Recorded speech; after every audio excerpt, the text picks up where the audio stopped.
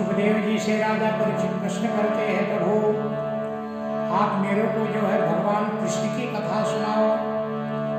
सुखदेव जी महाराज पूरी भागवत 2 श्लोक में सुना देते हैं। जातो गता गृहाद ब्रज में तिथातो अत्वारि पूर्ण सुससतकान कृतोरुदारम उदपाद्यते सुपुरुषां प्रतिभेषमीति आत्मानमात्मनिगमं प्रथयं जनेषु।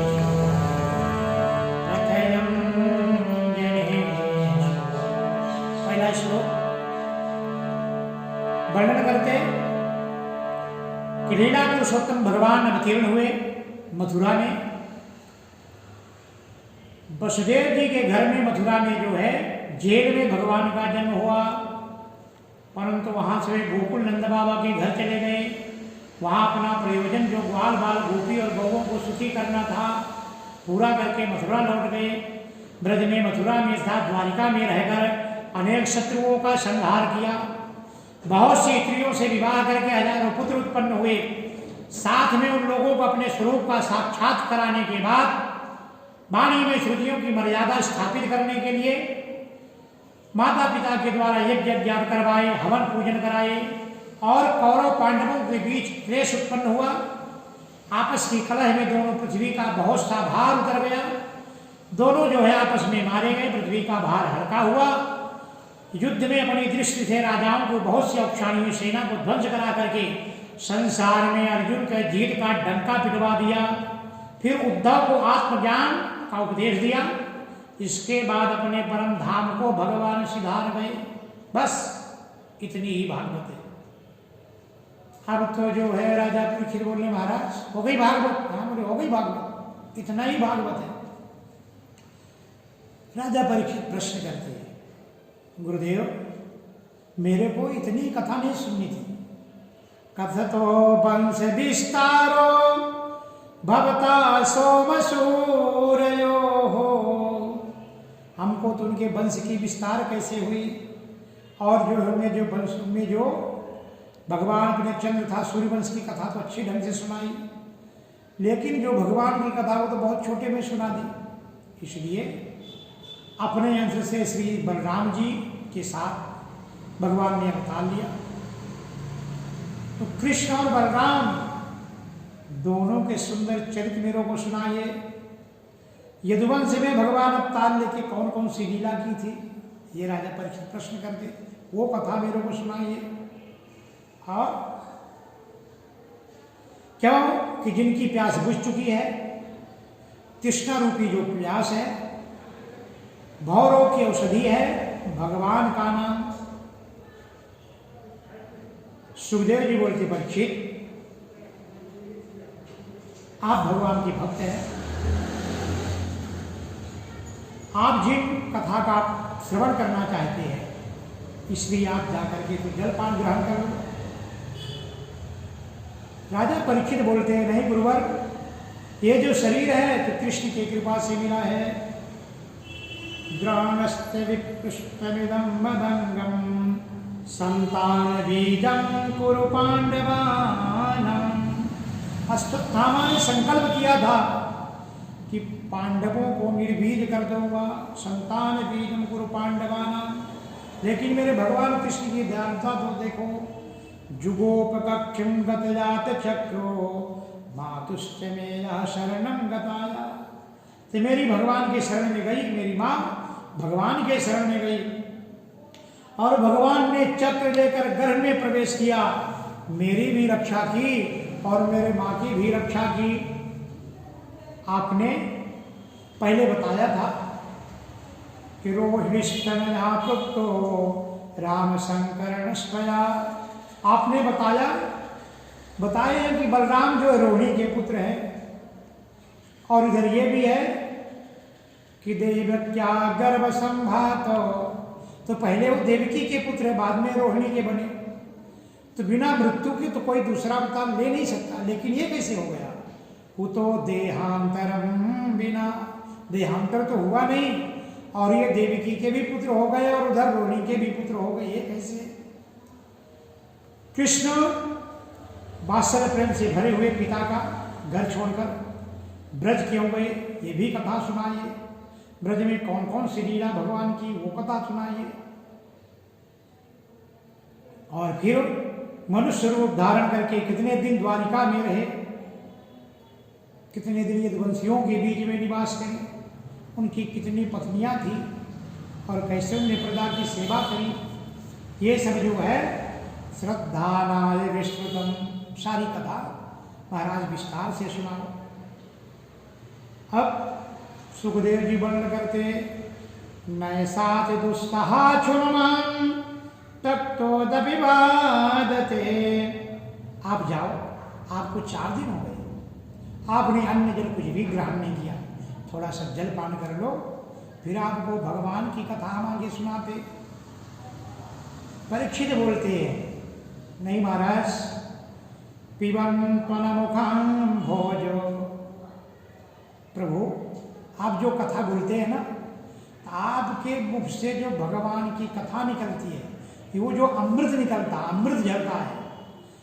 पिबंत त्वनमुखं भोजो अच्युतम हरि कथामृतम, ये भगवान की हरि कथामृतम, ये अमृत है, भगवान की कथा अमृत है। बस आपके मुख से निकला हुआ ये अमृत कथा, अमृत जो है मैं पान करता हूँ, इसलिए मेरे को भूख प्यास, आप तो भगवान की कथा सुनाइए। ये ऐसी कथा है, इस कथा से वक्ता भी पवित्र होता, प्रश्नकर्ता भी पवित्र होता, श्रोता भी पवित्र, तीनों पवित्र हो जाते हैं। भगवान की कथा ही ऐसी है। वासुदेव कथा प्रश्न पुरस्त्रीन पुनीति वक्तारम पृच्छकम श्रोतम। वक्ता, प्रश्नकर्ता और श्रोता तीनों पावन हो जाते हैं। लाखों दैत्य घमंडी हो गए, उस समय पृथ्वी गोरूप धारण करी, ब्रह्मा जी के पास गई और वहां जाकर के भगवान की सब स्तुति करते हैं। तत्र गत्वा जगन्नाथं देवदेव वृषाकमिं पुरुषं पुरुष सूक्तेनो उपस्थस्ते समाहितः। भगवान की स्तुति किससे की? पुरुषम पुरुष सूक्तेन, किससे? पुरुष सूक्त से। पुरुष सूक्त कहाँ पर है? भगवान के विराट रूप का वर्णन है। सहस्रशीरखा पुरुखा सहस्राक्षः सहस्रपात। हम जब भगवान को देखते तो बहुत छोटे रूप का दर्शन करते, लेकिन पुरुष सूक्त में भगवान की स्तुति जब करते तब हम पूरी कल्पना ही भगवान को, सारा विश्व ही भगवान मान लेते। क्या आपका सर इतना बड़ा है कि हजारों सिर है, कितने? सहस्रशीरखा पुरुखा, हजारों आँख, हजारों नेत्र, हजारों बाहु, है ना, ये सब विराट पुरुष का। तो सारे देवता पुरुषम पुरुष सूक्तेन उपतस्ते समाहिता, पुरुष सूक्त से सभी देव भगवान की स्तुति करते हैं और समाधि अवस्था में आकाशवाणी समान उनको सुनाई देती। भगवान की जो स्तुति कर रहे थे तब उनको कानों में आवाज आ गई। गिरं समाधौ गगने समीरितां निशम्य वेदास्त्रिसानुवाचः गां पौरुषीं मे शृणुमाचर पुनः विधीयतामासु तथैव माचिरम्। उनको भगवान को कष्ट पहले से ही मालूम था। आप लोग सब जो है अपना अपना अंश लेकर के, आप जो है अपना अपना अंश लेके गोकुल में चलो। हम जो है वासुदेव के घर, वसुदेव के घर स्वयं आएंगे। वसुदेव गृहे साक्षात् भगवान पुरुषः परं जनिष्यते तत्प्रियार्थं संभवन्तु सुरस्त्रिया। हम अपना अंश लेकर यदुकुल में जन्म लेंगे और यही आकाशवाणी सबने सुनी। भगवान स्वयं वहां प्रकट हुए कि आप चलो, मेरे आने की तैयारी करो। शेषावतार पहले जन्म ग्रहण करेंगे। लक्ष्मण जी जो थे ना, वो शेषावतार थे। भगवान उनको बोलते चलो चलना है, फिर से लीला करना है, धर्म स्थापना करना है। बोले हाँ, उस बार तो छोटा बन के आए, बहुत तकलीफ हुई। आप वनवास के 12 वर्ष तक जानते बैठे, हर काम मेरे को करना पड़ता है, छोटे को तो बड़ी सेवा करनी पड़ती है। इसलिए अब जो है इस बार छोटा बन के नहीं आऊँगा, मैं नहीं आऊँगा महाराज, आऊँगा भी इस बार मैं बड़ा बन के आऊँगा, छोटा बन के नहीं आऊँगा। भगवान की ऐसी माया है कि सारे संसार को मोहित करके रखी है। सबको भगवान, अब तो लक्ष्मण जी भी शेषावतार तैयार हुए बलराम बनने के लिए, बड़ा भाई बनने के लिए। वृष्णोरमाया भगवती सम्मोहितं जगम आदिष्टा प्रहुणां सेनो कार्यार्थे संविवस्यति। भगवान के कार्य बनाने के लिए अंश रूप में सब अवतार लेने को तैयार हुए। यदुवंश में सूरसेन महाराज हैं। उस समय सभी यदुवंशियों की राजधानी थी मथुरा। मथुरा में भगवान हमेशा विराजमान रहते हैं और सबको जो है भगवान ने आदेश दिया, सब मथुरा में आते। अनेक जन्मों के जो ऋषि मुनि महात्मा जो भगवान से मिल नहीं सके थे, त्रेता युग में जिन साधु संतों के भगवान के दर्शन नहीं हुए, भगवान की लड़ाई रहे थे, तो भगवान ने सबको जो है आश्वासन दिया था कि द्वापर में हम आएंगे तब तुम सब शरीर धारण कर लेना। ये वेद की ऋषाएं, गोपियां वेद की ऋषाएं हैं, ये ऋषि मुनि महात्मा हैं। वहाँ जो है ब्रज में जो भी आकर के जन्म लिया है, क्योंकि भगवान का आदेश, भगवान ने सबको बोले चलो हमारे आने की तैयारी करो। मथुरा नगरी प्राचीन काल में यदुवंश के राजा सूरसेन की जो है राजधानी है। उस समय मथुरा में समस्त यदुवंशी नरपतियों की राजधानी हो गई और भगवान श्री हरि सर्वदा वहां विराजमान रहते हैं। एक बार मथुरा के सूरसेन के पुत्र वसुदेव जी का विवाह करके उग्रसेन जो महाराज थे, जो कंस के पिता थे, तो अपनी चचेरी बहन देवकी का विवाह कंस ने विचार किया कि वसुदेव बड़े ज्ञानी हैं, अपना कलंक छिपाने के लिए उसने अपनी बहन का विवाह, चचेरी बहन का विवाह, देवकी का विवाह वसुदेव जी के साथ करना चाहा, निश्चित किया। कंस बड़ा पापी था, बड़ी दुर्मति थी। उसका कारण है, हरिवंश पुराण में वर्णन है कि द्रुविण नाम के राक्षस की उस पर छाया पड़ गई थी। तो छाया का प्रभाव यह हुआ कि इतना बड़ा वो जो है उसमें दुर्मति, पाप वृत्ति उत्पन्न हो गई। छाया का प्रभाव तो पड़ता है। भले ही कयाधु के पुत्र प्रहलाद जी थे, लेकिन छाया किसकी पड़ी? देवर्षि नारद की। नारद के आश्रम में रहे तो संत का तो छाया पड़ गया ना, वातावरण उनका जो है ना संत जैसे हो गए प्रहलाद जी का। ध्रुव महाराज उसने बड़े धूमधाम से विवाह का प्रस्ताव दिया, धूमधाम से विवाह रचा और लोगों को बताने के लिए सबको बोलता है इस जो रथ है मेरी बहन का, कोई सारथी नहीं जाएगा, मैं सारथी बन के जाऊंगा। दुनिया को समझ में आया कि बहन से बहुत प्रेम करता है और सारथी बन करके जो है रथ लेकर विवाह हुआ। दाम्पत्य जीवन को, दोनों दाम्पत्य को लेकर के सारथी बन के चलता है। रास्ते में दिखावे में तो विदाई भी बहुत दिया था। भागवत में ऐसा लिखा है, दासी नाम सुकुमारी नाम द्वेषते समलंकृते। कितनी दासी दासियों को उनके साथ कितना आश्वस क्या क्या नहीं दिया। लेकिन रास्ते में जब रथ लेके जा रहा था, आकाशवाणी सुनाई दी, है कंस, जिसको तू लेके जा रहा ना, इसका 8वां गर्भ तेरे मृत्यु का कारण बनेगा। कंस बड़ा पापी था। जैसे आकाशवाणी सुनी, इत्तस्सा खला पापी भोजानां कुलपांसनो भगिनीं हन्तुमारब्ध खड्गपाणि कचे ग्रही। बड़ा पापी था।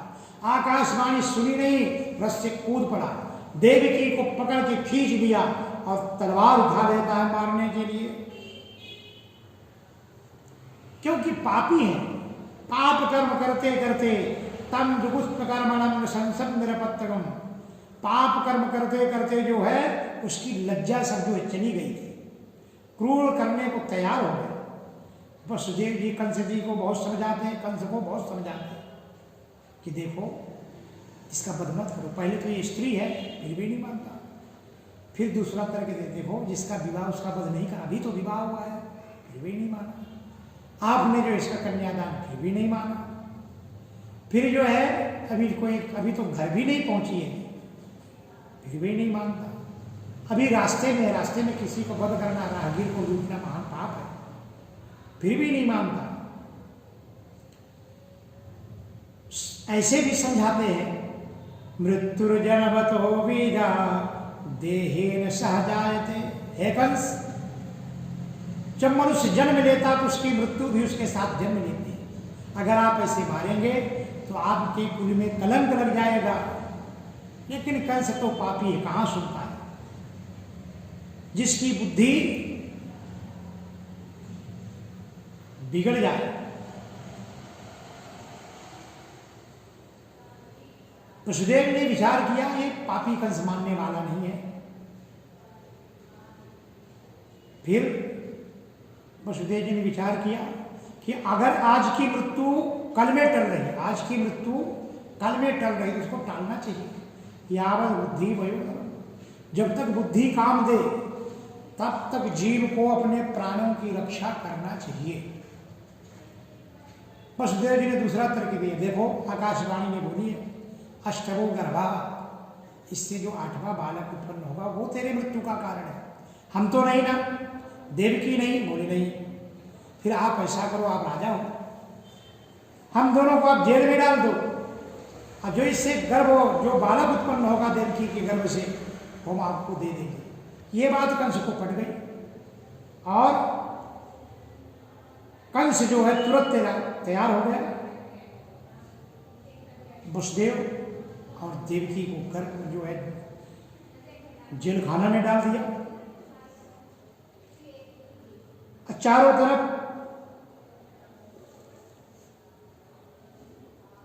इस दुख का वातावरण फैल गया।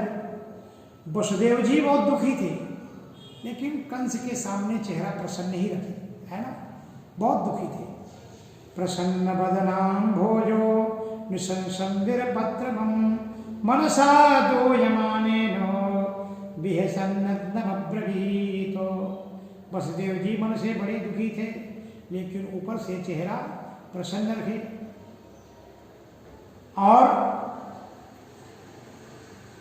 वसुदेव, कंस को मालूम था कि वसुदेव जी कभी झूठ नहीं बोलते, ये भी उसको मालूम था, इसलिए उसने विश्वास भी किया।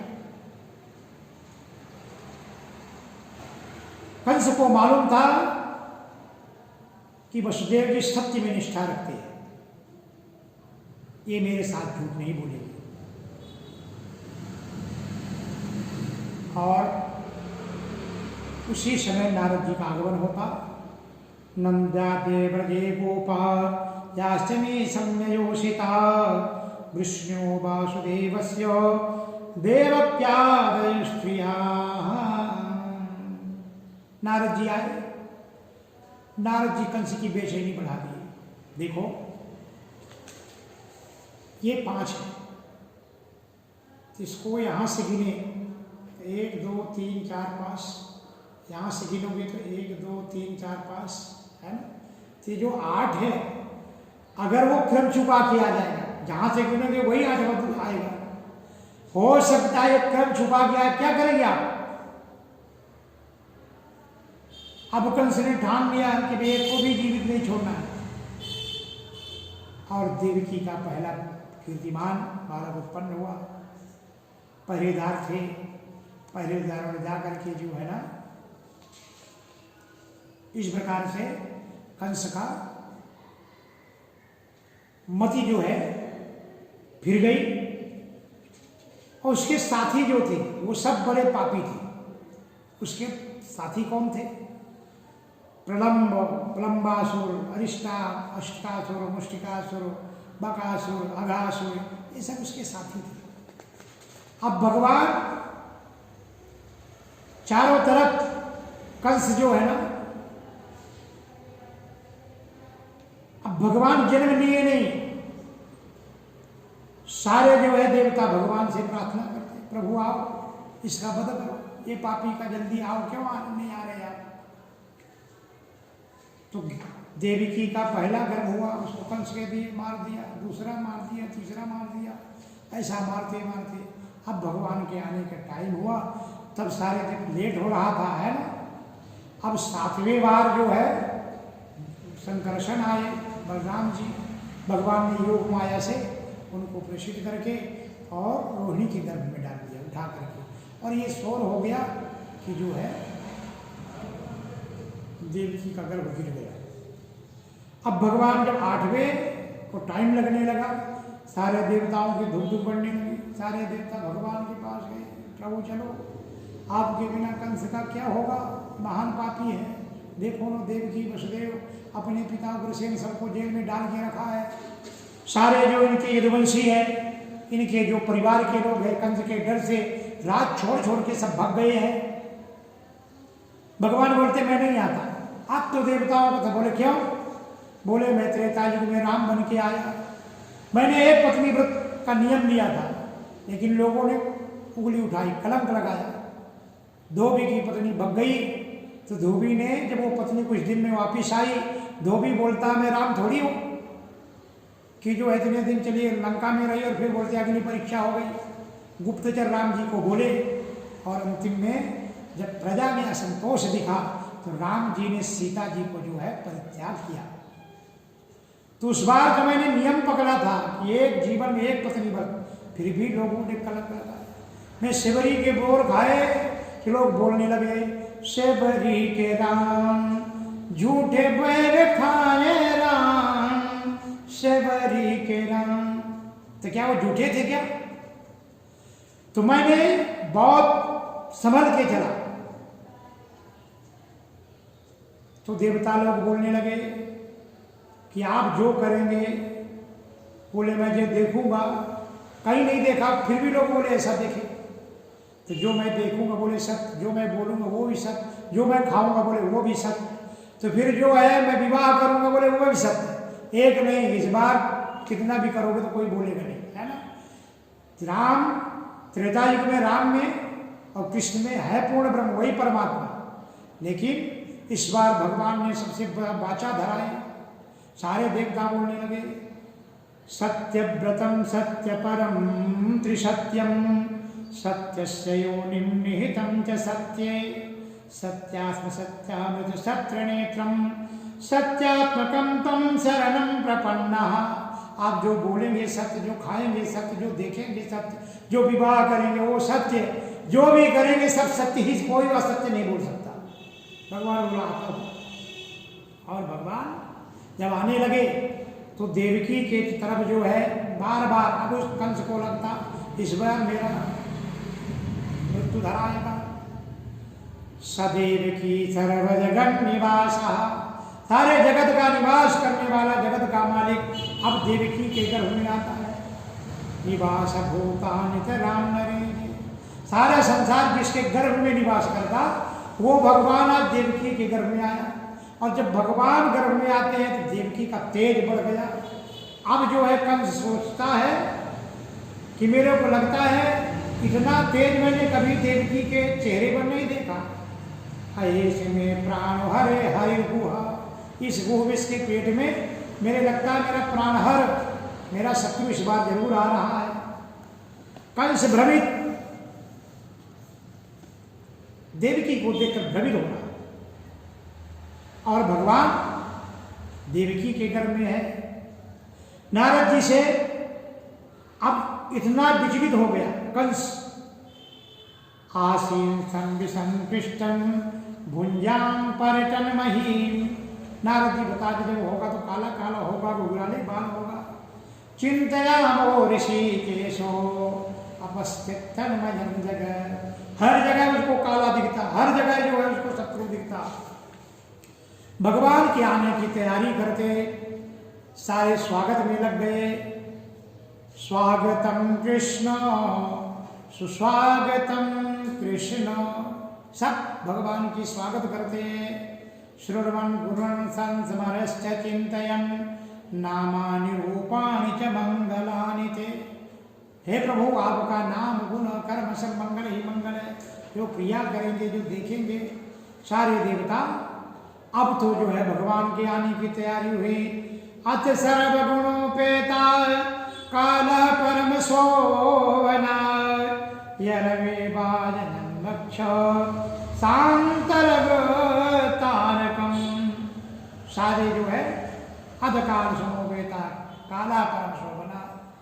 आकाश स्वच्छ हो गया, सुंदर मंद सुगंध वायु चलने लगी और सुहाना मौसम हो गया।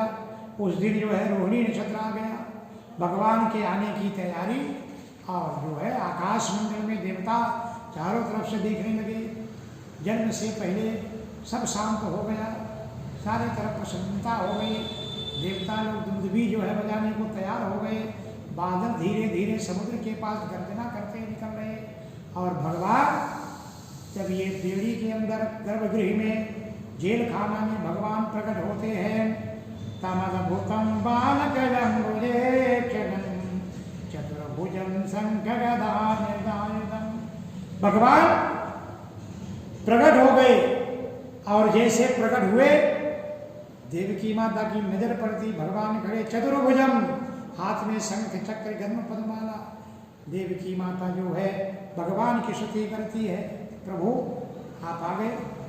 हाँ हाँ, मैं आपको वचन दिया था, मैं आया, लेकिन संसार कभी तो देखो, आप भगवान बन के मत यहाँ आओ जेल में, है ना। आप तो जो है ये खिलौना जो हाथ में लेके आए हो, शंख चक्र गदा पद्माला, तो यहाँ हमारे यहाँ की प्रथा है कि मामा कोई तो लाता, बाद में खिलौने बच्चों को लाते कुछ बड़े होने के बाद। आप तो जन्म से ही सब लेके आ गए। सुनी बचन सुजाना रोदन ठाना। माँ की बात सुने और भगवान गोपाल के छोटे हो गए, है ना। कोई बालक सुर भूपा, छोटा हो गए। अब हम सब भगवान की थोड़ी सी जन्म की स्मरण कर लेते हैं।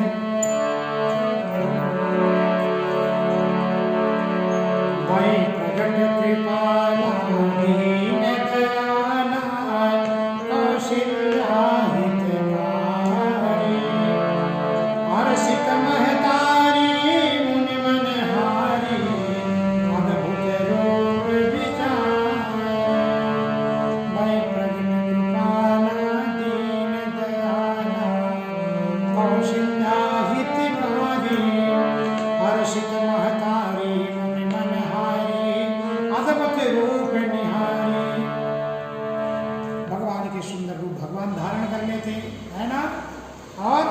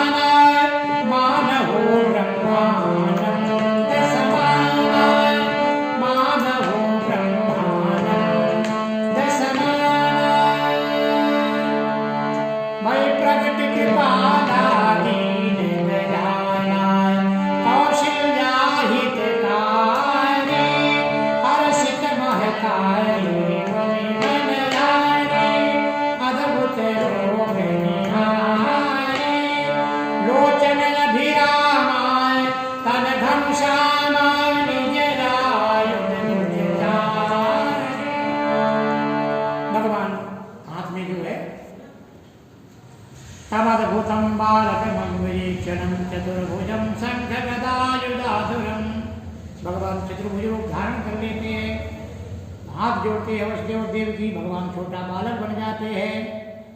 विदितोषि भगवान साक्षात् पुरुष पराम, सारे संसार को मालूम कि भगवान वसुदेव के यहाँ आ गए हैं। और वसुदेव जी तुरंत जो है भगवान आदेश देते हैं, भगवान उनको बताते, देखो तुम पूर्व जन्म के याद करो, मैं तुमने जब तपस्या की थी, कितने वर्षा घाम शीत सन करके मैं तुम्हारे ऊपर प्रसन्न होकर मैं तुमको वरदान दिया था, और मैं तुमको वरदान मांगने को कहा था, इसलिए आपने मेरे से वरदान मांगे थे कि मैं तुमको पुत्र रूप में चाहता हूँ। तुमने देखो मैं आपके यहाँ पुत्र रूप में आ गया। तुम पहले अदिति और कश्यप थे, है ना, तब हम वामन बन के आए। फिर तृतीयस्मिन् भवेतेन बपुसात्मान, और आज मैं तुम्हारे यहाँ कृष्ण बलराम बन के आया हूँ। पूर्व अवतारों की जो है याद दिलाते हैं भगवान। और वसुदेव जी जो बोलते मेरे को लेके चलो। नंद बाबा गोकुल में प्रतीक्षा करते, जैसे भगवान ने आदेश दिया सुपड़ी में भगवान को रखे, और रखे जैसे भगवान को उठाए, सिर में रखे बेड़ियाँ जो है सब टूट गई, सारे पहरेदार सो गए, और जो दरवाजे बंद थे जेल के, सारी कड़ियाँ खुल गई, ताले खुल गए, किवाड़े खुल गए। लेके चलते हैं, पानी जो है ऊपर से घड़घड़ाहट की आवाज़, बिजली चमक रही है, यमुना बढ़ी हुई है, और उनमें जो है दस्तक में लिए भगवान को जा रहे हैं। कहने का मतलब जब भगवान का संबंध ब्रह्म से होता है, सिर का संबंध ब्रह्म से होता है, तो सारी बेड़ियाँ खुल जाती हैं, सारे बंधन टूट जाते हैं। और उधर यमुना जी बार बार हिलोमल थी भगवान के चरण छूने को, जैसे पानी आता भगवान के ऊपर पाव कर लेते। ऐसा करते करते यमुना बढ़ रही, वसुदेव जी डूबने लगे। भगवान ने विचार किया थे तो बाबा डूब जाएंगे मेरे, इसलिए भगवान ने अपने चरण को जो है नीचे दाबा। यमुना जी ने तुरंत जगह दी, जैसे भगवान का चरण स्पर्श हुआ धन्य हो गई, जगह दे दी गए। वहां सब सोए हुए थे, कृष्ण भगवान को यशोदा के पास रख देते, वहां पर जो योग माया थी उसको लेके आते हैं, और आकर के जो है जैसे अंदर प्रवेश किए, जैसे जैसे अंदर जाते गए दरवाजा बंद होते गए, लाभ होते गए, और जैसे अंदर योग माया को अंदर रखे तो फिर बेड़ियाँ पड़ गई। कहने का मतलब ब्रह्म संबंध से बेड़ियाँ खुल जाती, और माया का संबंध आ गया, योग माया है, तो फिर बेड़ियाँ पड़ गई। और जैसे ही बेड़ियाँ पड़ी कि यहाँ के जो पहरेदार सोए हुए थे, उस योग माया की रोने की आवाज़ आई, सब पहरेदार दौड़ पड़े। अब जो है उनको 8वें गर्भ की बड़ी प्रतीक्षा थी, दौड़ के कंस के पास गए। कंस बड़ा प्रसन्न हुआ, पहले तो देखता है बच्ची है, इसको नहीं मारूंगा, बहन मैंने बहुत तेरे पुत्रों को बहन जो पुत्रों का वध किया, इस बार ये कन्या है, कुछ नहीं बिगाड़ी। लेकिन उसकी जो मंत्री थे द्रुमति थे, उनने बताया हो सकता है ये तुम्हारा काल हो, और उस समय प्रसन्नता के साथ फिर से आता, कन्या को पकड़ लेता है और उठा करके जैसे पटकता है, वो कन्या अष्टभुजा रूप धारण करके, माँ जगदम्बा का रूप धारण करके उसको बोलती, हाथ से छिटक के ऊपर चली गई आकाश में। आकाशवाणी करती है, अय कंस, अय मूर्ख, तेरी मृत्यु उत्पन्न हो चुकी है, तेरा काल तो कहीं उत्पन्न हो चुका है, तू मेरे को व्यर्थ क्या मारता है। कंस घबरा जाता है, और यशोदा गर्भ संभूता, यशोदा की वहाँ से लाई हुई जो योग माला थी, वो जाकर जब झटकी ऊपर आकाशवाणी करके, और विंध्याचल पर्वत जो प्रयागराज के नजदीक है, इलाहाबाद से नजदीक विंध्या है, विंध्याचल पर्वत, विंध्याचल निवासिनी बोल विंध्यवासिनी माता की जय, योग माया की जय। योग माया वहाँ पर निवासन हो गई। इधर नंद की बहन सुनंदा, भगवान को जो है आवाज आती है, रोने की आवाज आई, दौड़ के अपने भाई को नंद बाबा को बताती है। नंद बाबा की यहाँ बड़ी प्रसन्नता हुई। नंद बाबा जो हार था, पहला हार उनको उतार के दे देते, और वहाँ धूम जो है नंद बाबा के यहाँ धूम मची है। गोपाल कृष्ण भगवान की जय, आनंद कंद भगवान